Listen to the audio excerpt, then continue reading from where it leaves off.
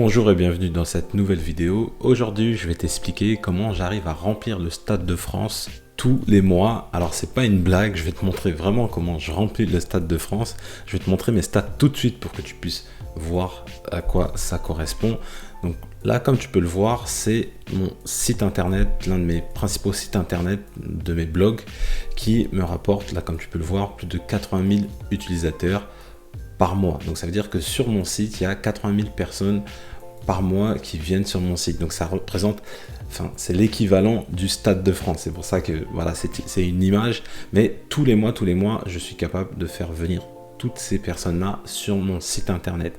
Alors dans cette vidéo, justement, je vais t'expliquer comment j'arrive à faire cela au niveau référencement naturel. Donc ça va être une vidéo axée là-dessus. Et encore une fois, qui dit référencement naturel dit argent. Voilà, c'est ça qu'il faut comprendre. Trafic égale argent. Et donc dans cette vidéo, je vais t'expliquer également comment je peux monétiser mon site d'une manière vraiment très simple. Donc je te conseille vivement de rester jusqu'à la fin de la vidéo pour avoir l'ensemble de la stratégie, que ce soit au niveau du référencement naturel, mais également au niveau de la monétisation. Alors, comme tu peux le voir, je monétise avec la publicité, donc la publicité Google AdSense. Et j'ai d'autres types de monétisation, mais là, c'est l'une de mes principales sources de revenus. Pourquoi la publicité, c'est intéressant? Tout simplement parce que la seule chose que tu as à faire, c'est d'augmenter ton trafic. Plus tu vas augmenter ton trafic, plus tu vas gagner de l'argent. C'est le seul mécanisme sur lequel tu vas travailler. Et bien évidemment, il y en a d'autres. Je vais t'expliquer dans la suite de la vidéo, notamment comment bien optimiser ton chiffre d'affaires avec Google AdSense. Tout ça, je vais t'expliquer juste après. Donc là, comme tu peux le voir, sur 3 ans, j'ai gagné 56 689 € et 15 centimes précisément. Donc en tout début, là c'était en 2018, je gagnais que 11 €, 14 €, 19 €. Voilà, tu vois que c'était assez faible. Mais là, en moyenne, je suis à 51 € par jour. Et là, dans les derniers mois, je suis même plus entre 70, 80 € et 100 € par jour uniquement avec cette seule source de revenus et uniquement avec un seul site internet. Alors avant de commencer, je t'invite à t'abonner à la chaîne YouTube. Ici, on partage uniquement des astuces qui fonctionnent, des astuces que j'ai moi-même testées, que j'ai mis en place. Je ne te partage pas de fausses façons de gagner de l'argent de manière rapide, depuis chez soi, sans rien faire, sans connexion internet, sans rien. Ça n'existe pas sur cette chaîne. Donc si tu recherches vraiment des méthodes qui fonctionnent, abonne-toi à la chaîne YouTube. Et également, si tu souhaites monter ton business internet, je t'invite à récupérer ton guide totalement gratuit où je te partage 88 idées de business internet rentable. Donc voici ton guide, tu as le lien dans la description de la vidéo, c'est le premier lien, tu rentres ton adresse email et tu accèdes directement au guide.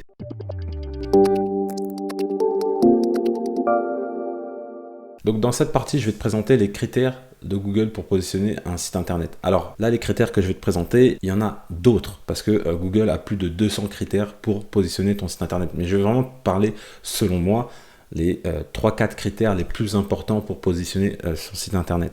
Pour moi, le critère numéro 1, et ça, je pense que tout le monde est d'accord là-dessus, pour positionner un site internet, c'est le contenu. C'est vraiment ça qui va faire que Google va apprécier ou non ton contenu et donc va mieux te positionner dans les moteurs de recherche. Également, ce qui est très important, c'est l'expérience utilisateur.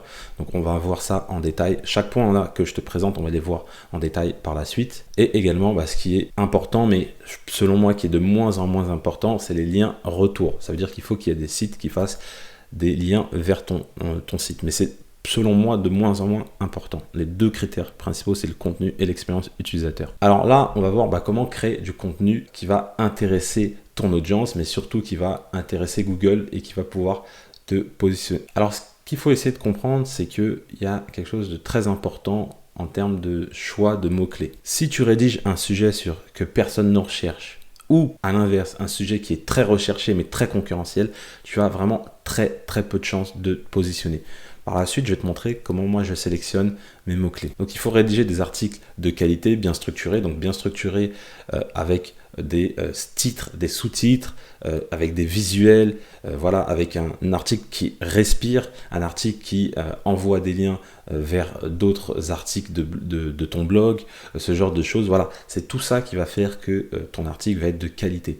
Pareil, moi ce que je fais, c'est que quand je rédige sur un sujet, je vais voir un peu ce que propose la concurrence et je vais ajouter une chose en plus. Je vais ajouter un point en plus qui n'a pas été développé ou quelque chose qui, selon moi, manque aux autres articles.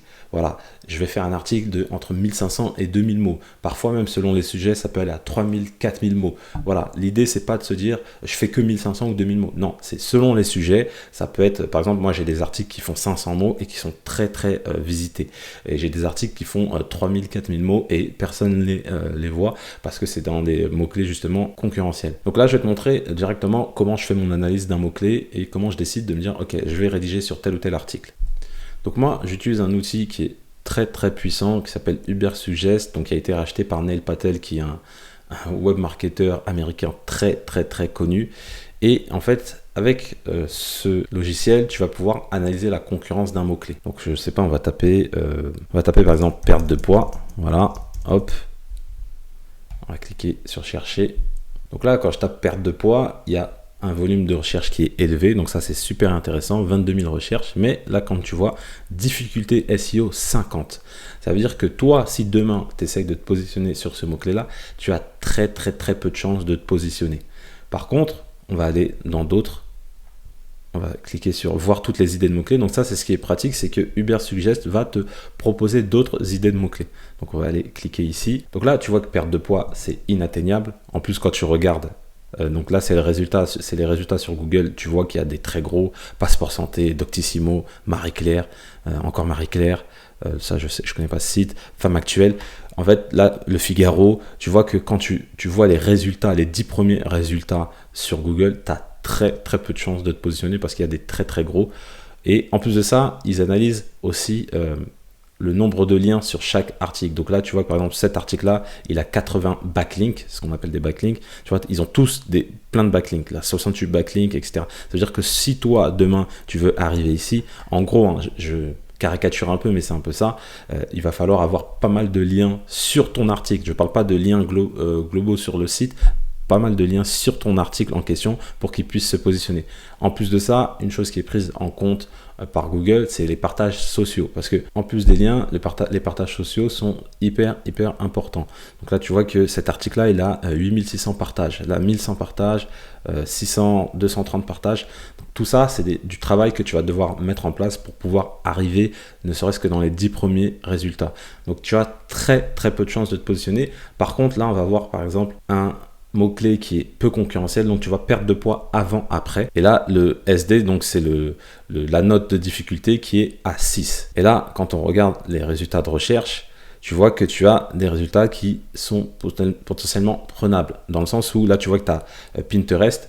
Donc Pinterest, tout ce qui est Pinterest, tout ce qui est YouTube, ça veut dire que tu peux potentiellement facilement te positionner parce que eux c'est pas des spécialistes. Voilà, YouTube c'est un réseau social, enfin c'est un site de vidéos, Pinterest c'est un réseau social et donc ça c'est des trucs sur lesquels tu peux te positionner. Et tu vois que de 7 à 9 c'est que du Pinterest, donc tu peux très bien arriver au minimum vers ici et te positionner très facilement.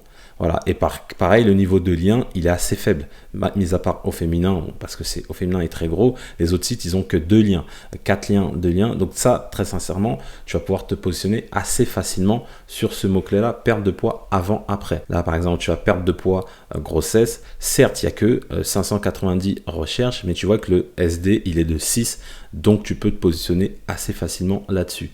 Donc l'idée de gagner de l'argent avec la publicité, c'est de prendre un sujet assez large. Donc ça peut être la perte de poids, ça peut être la niche santé, ça peut être la niche argent, ça peut être voilà toutes ces grosses niches là, ça peut être la niche jardinage, et d'aller uniquement dans un premier temps rédiger sur des mots clés qui sont peu concurrentiels. Donc moi je ferais par exemple, si je devais me lancer sur la perte de poids, je ferais mon site sur la perte de poids, mais je rédigerais plutôt sur perte de poids avant après. Je rédigerais sur perte de poids grossesse. Donc là tu vas voir, il y a 590 volume de recherche, mais pareil, tu peux te positionner assez facilement. Donc voilà, l'idée c'est de se positionner uniquement sur des mots-clés, on va dire en dessous de 20, d'une note SD de 20. Voilà. Plus la note elle est basse, plus tu vas pouvoir te positionner assez facilement.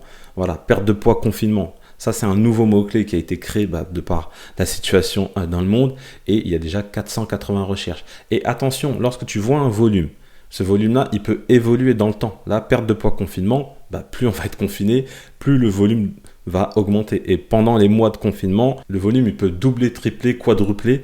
Donc il ne faut pas non plus se fixer là-dessus. Moi, ce que je fais, mes critères, c'est au minimum, on va dire 480 recherches mensuelles et un SD de moins de 20.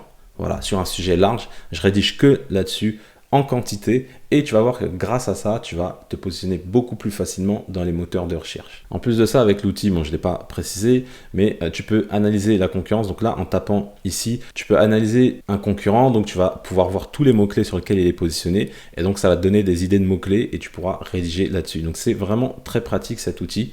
Et tu as même ici une catégorie idées de contenu. Donc pareil, si tu ne sais pas rédiger sur quoi, tu as des idées de contenu. Et ici, les idées de contenu, c'est des idées de contenu un peu qui buzzent, entre guillemets. Parce que là, il t'explique voilà, que sur cet article-là, il y a en visite estimée mensuelle, il y a 30. L'article a 22 backlinks. Et par contre, tu vois qu'il est très, très partagé. Donc 7000 sur Facebook, 7000 partages sur Facebook et 15 000 sur Pinterest. Ça veut dire que voilà, ce sujet-là, il est un peu tendance et donc tu peux potentiellement rédiger là-dessus. Ensuite, l'expérience utilisateur, elle est très très importante et de plus en plus importante. Je crois que c'est en mai 2021, Google va modifier un peu son algorithme et va inclure vraiment une partie sur l'expérience utilisateur. Ça devient de plus en plus vital et il y a énormément de sites qui ont des sites qui sont très lents et ça va faire très mal en mai 2021 si tu fais pas attention à la vitesse de tes sites internet et pas que la vitesse de tes sites internet, il y a plein d'autres choses à prendre en compte.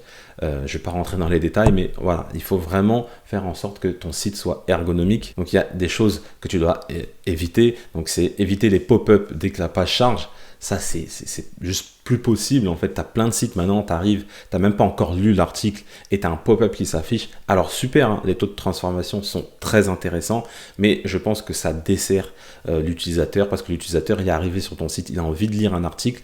Et donc, l'idée, ça serait plutôt de mettre le pop-up en sortie, donc c'est-à-dire dès que la personne va pour sortir de ton blog, sachant qu'on sait qu'il y a 80% qui ne reviendra plus jamais sur ton blog, donc si cette personne-là elle sort de ton blog, bah, lui proposer un pop-up pour voilà, lui proposer quelque chose et après potentiellement la recibler par email.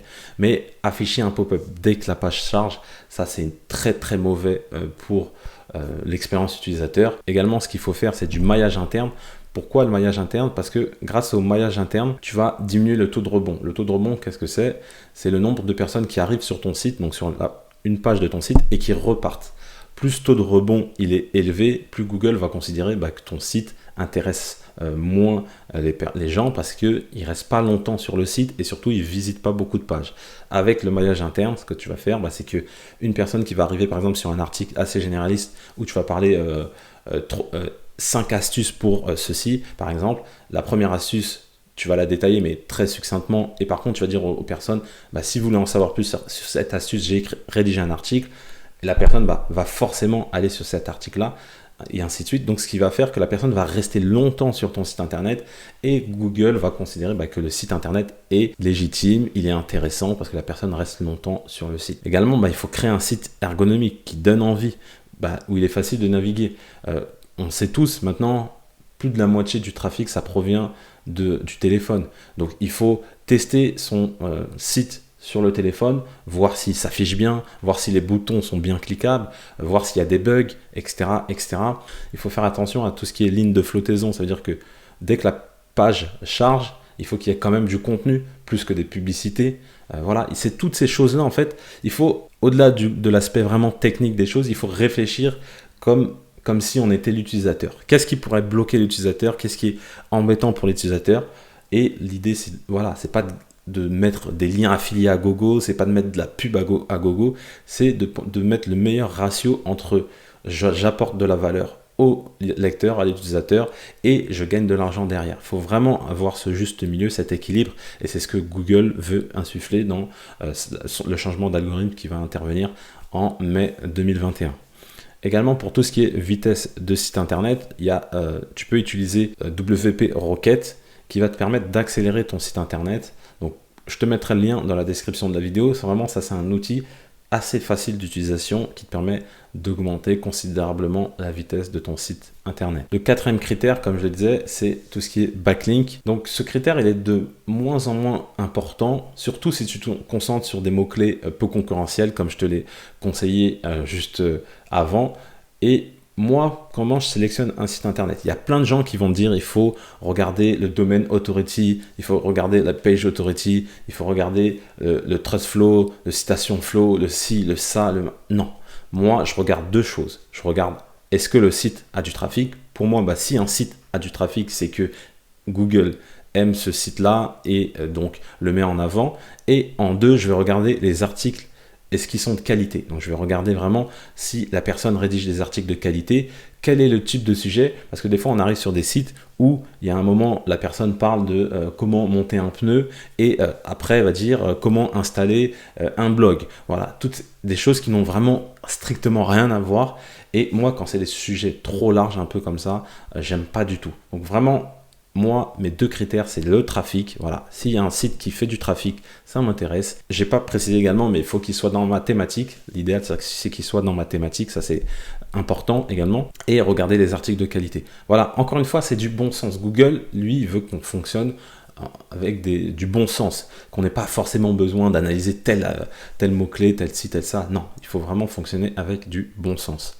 Également, il faut éviter tout ce qui est échange de liens direct. Google va le voir et ça va desservir ton site. Donc, c'est très, très mauvais. Même si quelqu'un te propose de faire un échange de liens, effectivement, c'est facile à mettre en place parce que il suffit juste d'aller dans un ancien article et de rajouter un lien.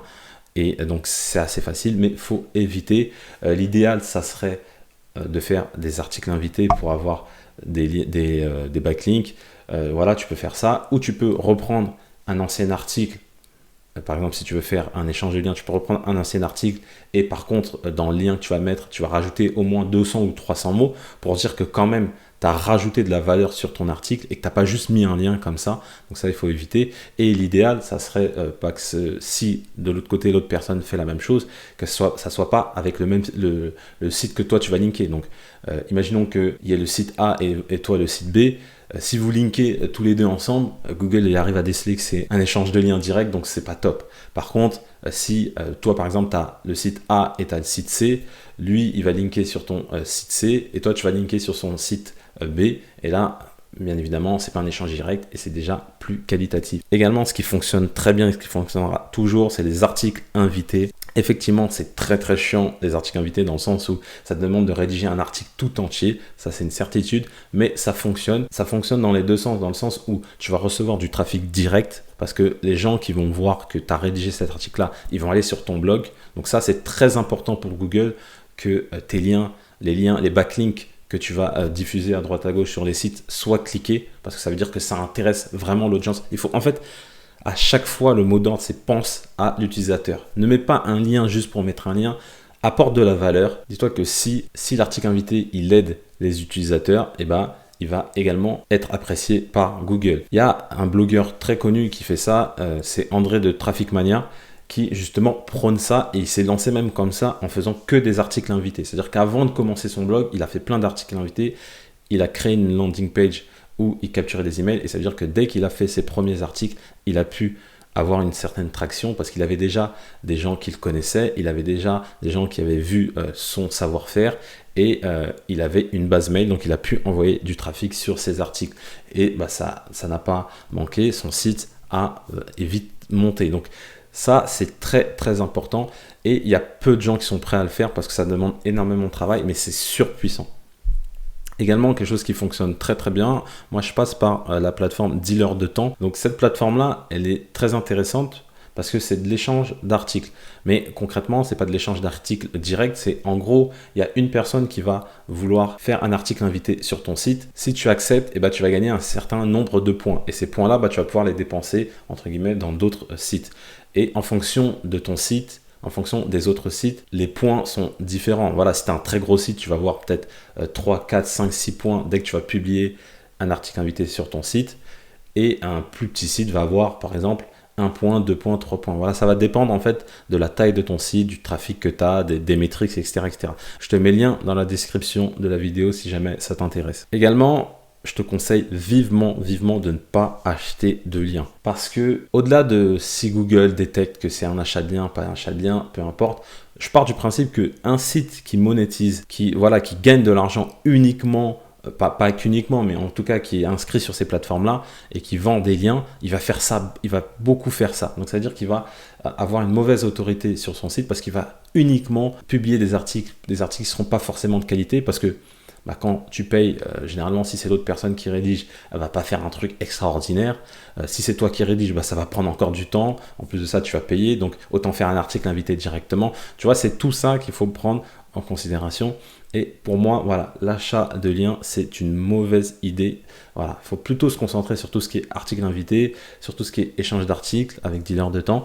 Et également, il y a une troisième technique que moi, je mets en place qui est surpuissante. Alors là, ça, vraiment, c'est surpuissant. C'est la mention de site.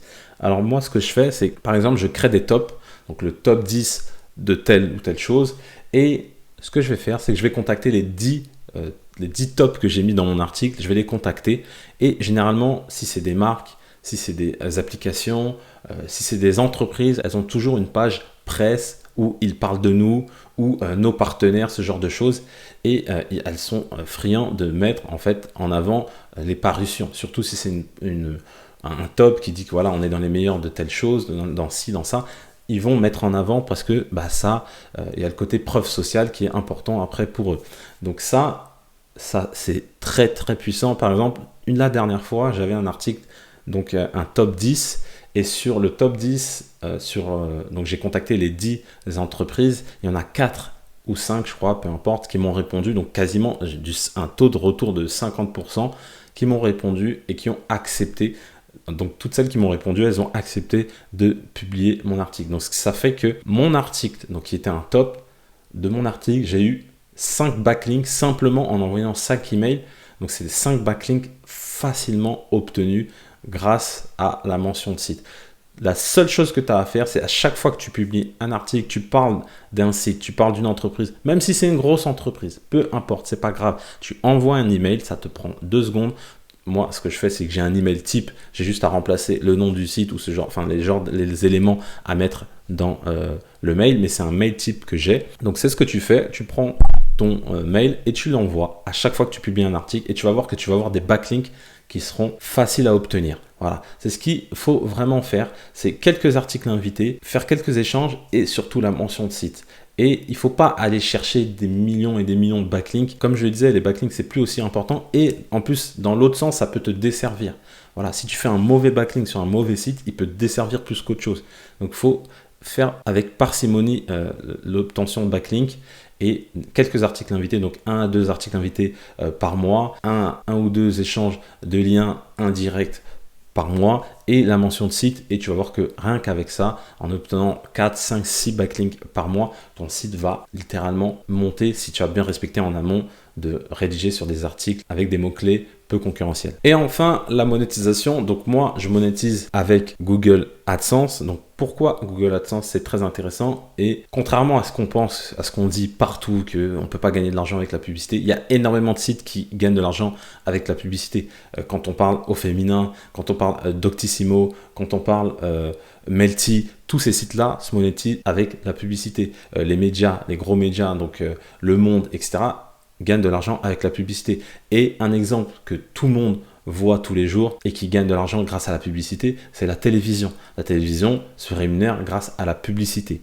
Donc ce modèle-là, il existe et il va toujours exister. Ce qui est important dans ce modèle-là, et ce qu'on peut dire qui est un peu plus embêtant entre guillemets, c'est qu'il faut avoir beaucoup de trafic pour commencer à gagner avec la publicité. Mais comme tu as pu le voir au début, si tu respectes les différentes étapes que je t'ai proposées, tu vas avoir du trafic, crois-moi. Et moi, ce que j'aime bien avec la publicité, c'est qu'une fois que j'ai mis en place mes bannières, une fois que j'ai trouvé mes bannières qui fonctionnaient, etc., la seule chose que j'ai à faire, c'est avoir plus de trafic. Plus de trafic égale plus d'argent. C'est bête et méchant, c'est très simple à comprendre. Il n'y a pas besoin de créer des tunnels de vente, il n'y a pas besoin de faire des choses compliquées, il n'y a pas besoin de capturer des emails, il n'y a pas besoin de tout ça. Du trafic égale de l'argent. C'est aussi simple que ça. Alors pour mettre mes publicités Google AdSense, donc Google AdSense, je ne vais pas rentrer en détail, c'est la régie publicitaire de Google comme son nom l'indique. Il suffit d'aller t'inscrire sur la plateforme. si tu as un site, ne t'inscris pas tout de suite dans les débuts. Attends d'avoir au moins entre 100 et 200 visiteurs par jour pour t'inscrire sur la plateforme. Donc, une fois que tu vas faire ça, tu vas pouvoir créer des bannières sur la plateforme. Et ce qui est très important, donc moi j'utilise le plugin WordPress Advanced Ads. Donc, je te mettrai également le lien dans la description de la vidéo. Et avec ce plugin-là, en fait, tu n'as pas besoin de rentrer dans la technique pour pouvoir afficher tes publicités à certains emplacements. Tout en sachant que si tu veux gagner plus avec la publicité, il y a ce qu'on appelle l'importance de l'emplacement. Il faut vraiment afficher ta publicité dans les meilleurs emplacements pour pouvoir gagner. Et grâce au plugin que je t'ai présenté, tu peux afficher à différents endroits, tu vois. Tu as différents endroits, donc tu as les sticky bars donc, qui fonctionnent très bien, qui peuvent se mettre soit en haut, soit en bas. Tu peux mettre dans du contenu, tu peux mettre dans un widget, tu peux mettre sur les côtés. Tu peux mettre qui défile mais sur un côté. Enfin voilà, tu as plein d'emplacements qui sont intéressants. Et comment faire? Parce que là, je t'ai dit que la seule chose que tu as à faire, c'est du trafic et derrière, tu vas gagner de l'argent, effectivement. Mais si tu veux en gagner encore plus d'argent avec la publicité, il va falloir tester les emplacements. Donc, tu vas afficher à différents emplacements ta publicité. Donc, ça peut être, ça peut être une sticky bar qui est en haut, une sticky bar qui est en bas. Tu vas pouvoir afficher dans le contenu. Voilà, il va falloir faire différents tests et encore une fois, ne pas afficher trop de publicité. Si les gens arrivent sur ton site et qu'il y a de la publicité à gogo de partout et qu'il y a plus de publicité que de contenu, certes, tu vas peut-être bien gagner, mais au niveau expérience utilisateur, c'est vraiment pas top. Donc moi, je recommande d'afficher au maximum entre 4 et 5 publicités sur la longueur de l'article. Donc voilà, c'est ce qu'il faut faire, pas pour noyer l'information de publicité de ton lecteur. Donc moi, les emplacements qui fonctionnent bien, c'est les annonces carrées, là, comme tu peux le voir, donc avec des formats 300 par 250, donc que j'affiche directement dans le contenu. Notamment, celle qui fonctionne le mieux, c'est l'annonce carrée qui est en haut de l'article. Ça veut dire que j'ai mon titre de l'article. Juste en bas, j'affiche la publicité. Et après, par la suite, il y a le contenu. Et celle-là fonctionne vraiment très bien. Il y a également les annonces sticky donc sur ordinateur. Donc les annonces sticky, c'est en gros dès que tu défiles, la publicité reste, en fait, elle s'affiche tout le temps. Et donc là, elle est au format 728 par 90. Donc elle s'affiche en bas sur ordinateur. Et sur mobile, c'est la même chose, c'est le même principe. Mais elle est, bien évidemment, elle sera au format un peu plus petit. Donc elle sera en 320 par 100. Donc là, ça, les formats de publicité que je te propose, c'est selon moi les formats qui fonctionnent bien. Mais encore une fois, c'est propre à ma niche, c'est propre à mon site. Mais le principe, c'est de tester. Il faut que tu testes les emplacements, il faut que tu testes les formats également, tu vois, les différents formats et voir ce qui fonctionne le mieux. Donc pendant plusieurs semaines, plusieurs mois, tu vas faire ce travail de test pour voir celle qui fonctionne le mieux. Et tout en sachant que ce qui est bien avec AdSense, tu peux analyser pour chaque bannière le taux de clic, combien tu as gagné, etc. Donc ça, c'est intéressant. Je te remercie d'avoir suivi cette vidéo. Si tu as aimé la vidéo, mets-moi un petit pouce bleu, ça fait toujours plaisir.